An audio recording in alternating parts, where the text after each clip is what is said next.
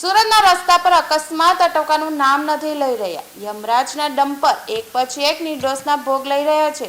ત્યારે ડિંડોલી વિસ્તારમાં વહેલી સવારે પૂરપાટ ઝડપે દોડતા ડમ્પરે સ્કૂલ જઈ રહેલા બાઇકને અડફેટે લીધા હતા, જેમાં પિતાનો બચાવ થયો હતો, જ્યારે વિદ્યાર્થીનું મોત નીપજ્યું હતું, જેથી લોકોમાં રોષની લાગણી જોવા મળી હતી.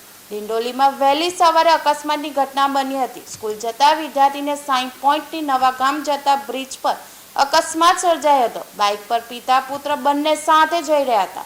ડમ્પર ચાલકે પાછલા ટાયરમાં અડફેટે લેતા વિદ્યાર્થીનું ઘટના સ્થળે જ મોત નીપજ્યું હતું. પિતા તુકારામનો ચમત્કારિક બચાવ થયો હતો. લિંબાયત નીલગિરીની સાર્વજનિક સ્કૂલમાં વિદ્યાર્થી અભ્યાસ કરતો હતો.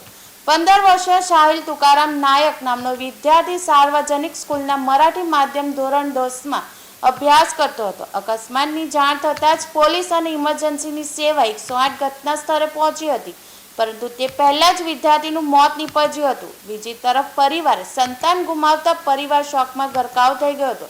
ડમ્પર ચાલકને સ્થાનિક લોકોએ પકડી પોલીસના હવાલે કરી વધુ તપાસ હાથ ધરી છે.